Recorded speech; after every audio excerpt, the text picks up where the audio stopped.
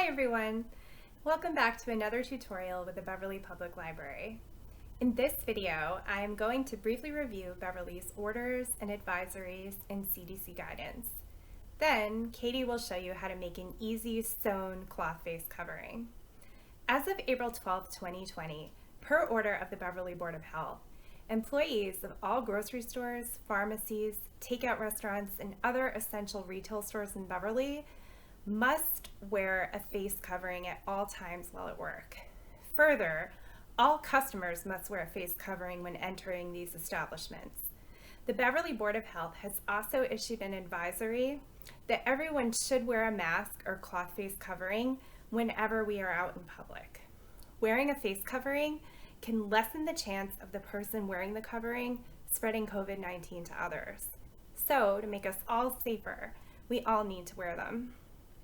And since this is not a guarantee of safety, we all still need to physically distance ourselves from each other and only go to these stores when we truly need to. Cloth face coverings should be routinely washed and a washing machine should suffice.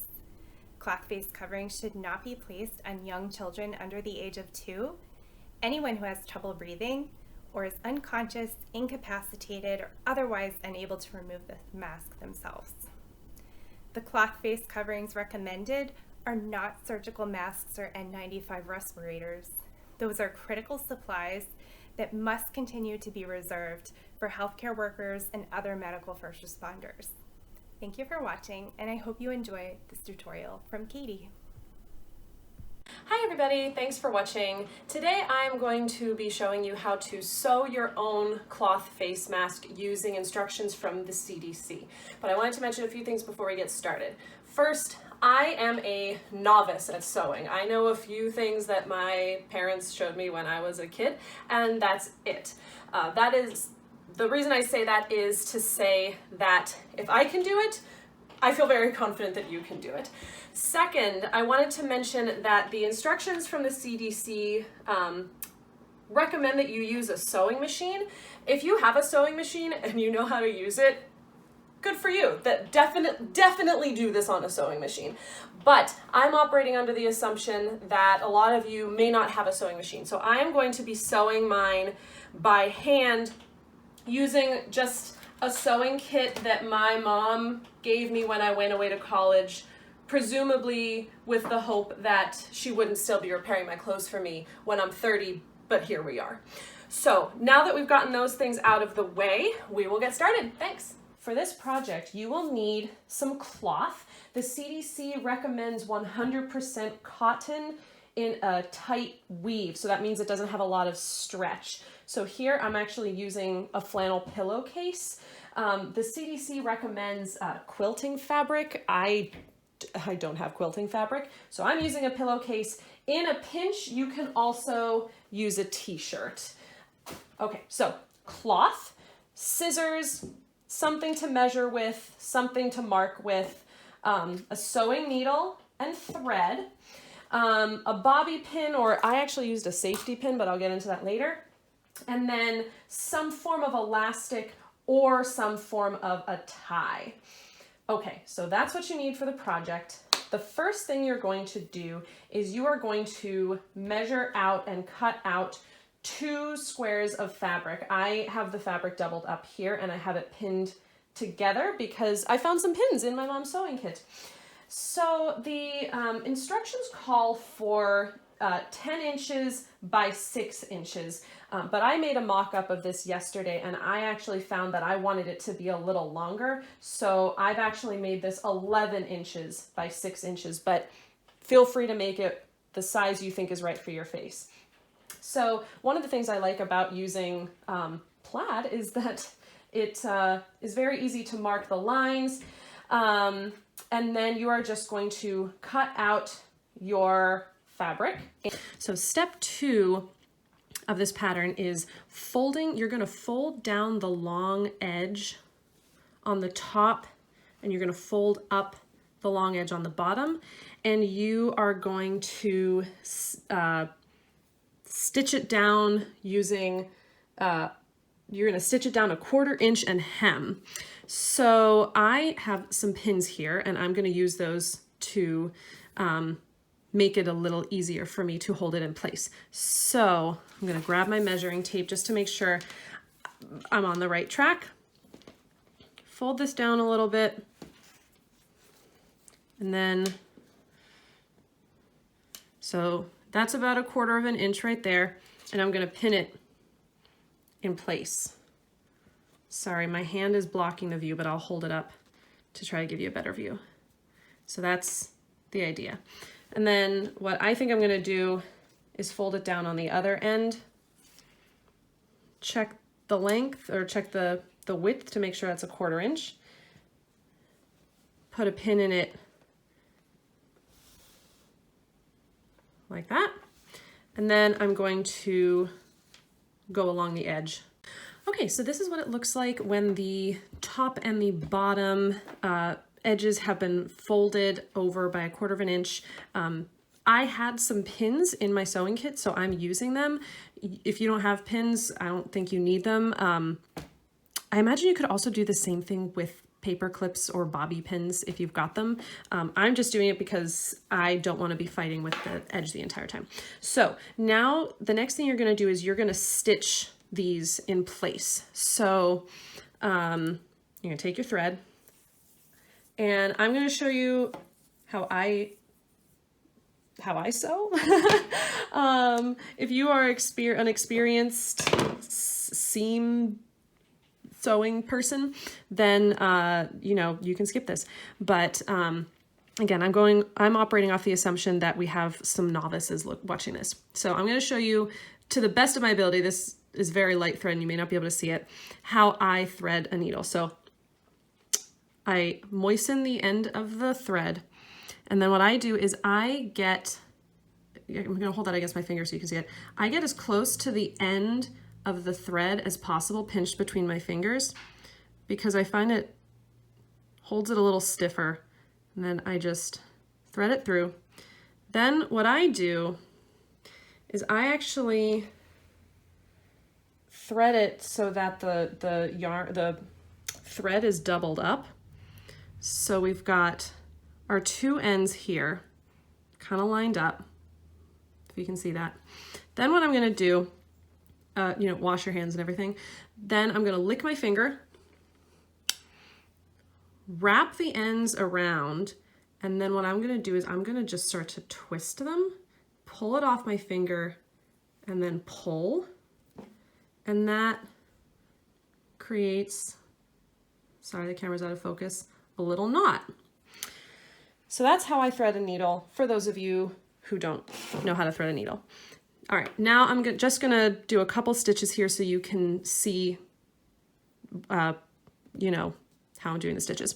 So first, I'm just gonna take the needle up underneath here, and I'm gonna poke the needle through in the middle. I'm not sewing these two edges together yet, and this is just to conceal the knot behind, like inside the you know, the seam here, so that the knot doesn't get in our way at any point.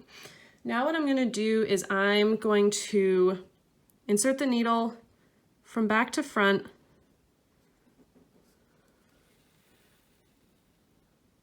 and that just kind of secures it a little bit. Now what I'm going to do, I'm going to remove this first pin,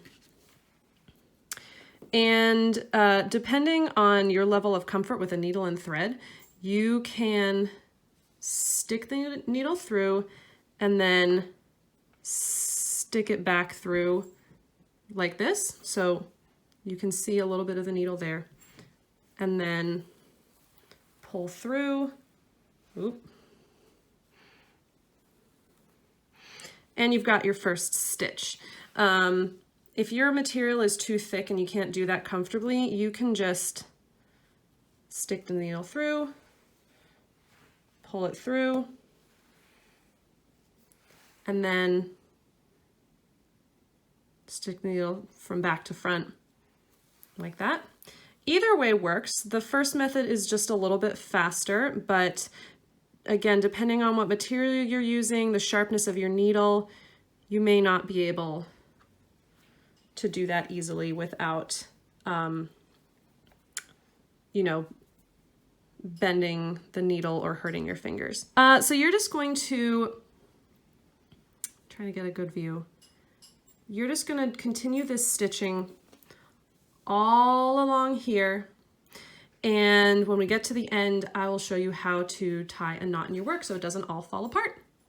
Okay, so a million years later, or like 20 seconds if you have a sewing machine, we have finished seaming our edges, and I have switched to a darker thread to make it easier to see.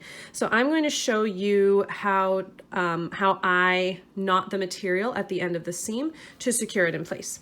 So I'm going to insert the needle from back to front through the project and kind of catch this loop that forms on my fingers. And pro tip, because I'm a pro, I make the loop kind of smallish because it's just going to be a tangled mess otherwise. So now I'm going to take my needle, insert it through the loop, and I'm going to do that 2 more times. So take the needle, insert it through the loop, 1 more time through the loop. Now I'm going to coax that knot down as close to the project as possible and cut your yarn or thread. Okay, so that's the 2 long edges done. All right, so now we are going to seam the short edges of our projects. So the instructions say to fold this over by a 1/2 inch and seam it down, by seaming along the very, very edge, you create a little pocket that you can thread your material through that you're going to use to fasten it. I actually found it a lot easier to create a 1 inch seam instead of a 1/2 inch seam. It was just a lot easier to thread the material through. So that is actually why I created this as 11 inches long instead of 10 inches long. You can absolutely follow the directions. It's just what I found to be easiest. Okay, so that is a 1 inch seam that I'm creating. And again, because I am lucky enough to have pins, I'm going to pin it in place. I'm going to do the same thing on the other side. And again, the nice thing about using this plaid material is that I can just line it up with the design. Both short sides, you're going to create a 1 inch seam, and then you are going to stitch along the very end of this the same way you stitched here. Again, you want to leave as big of an opening here as you can, so the closest to the edge as you can get your stitches, the better. All right, so we have finished seaming the short sides of the mask, and before I tie it off, I just want to show you something that I failed to mention. I reinforced the ends quite a bit because I figured this is where the real stress on the finished product is going to come. So it's a mess, but I tried to make my stitches as small as possible, and I tried to make them as plentiful as possible. Okay, now we're going to tie this off by inserting the needle from, so the thread's coming out the back. We're going to insert the needle all the way around. And again, this will be a repeat. You're creating a little loop that you're going to stick the needle through. Oops. 1, 2, 3 times. And then you are going to pull gently to knot down and secure your stitches. Then you're going to snip this off. And now we're ready to create the tie portion of your face mask. Now, this is step 3 of the CDC's instructions. They suggest using a 6-inch piece of elastic. I would recommend using cloth ties, which is what I'm going to do. So I actually just cut a long length of fabric from the same pillowcase. This is about 30 inches long. I would recommend making it longer than you think you're going to need and then trying it on and then trimming it to the size that you want. So the instructions recommend using a large needle or a bobby pin. I don't have a larger needle. I tried this with a bobby pin and found that it actually worked better to use a safety pin. So what I'm going to do is open up the safety pin and catch the end of the tie through the safety pin and then close the safety pin. So that's what it looks like. Now you're going to use this to thread your material through your pocket. So you're going to take the end of the safety pin, insert it in that opening you've created. And the nice thing about the safety pin is that you can feel it as you're inching it along inside, and you can kind of keep hold of it, and it is pulling this material through for you. So we're going to pop the safety pin out on the other side. You may need to wiggle it around a little bit. And then remove your safety pin. I'm actually going to leave that open to use it on the other side. And that is your one tie. And you have created a cloth face mask. Now what you'll want to do is you'll want to bunch these ends up a little bit to give it a curved shape to fit across your face. And then you will tie it to your face. And this is what the face mask looks like when it's complete. I've tied it. I found it easiest to tie the bottom one first and then to tie the top one, but you do you. And you can even put your glasses over the top, although your glasses are going to steam up every time you exhale. But what can I say? Them's the breaks. Thanks for watching and good luck.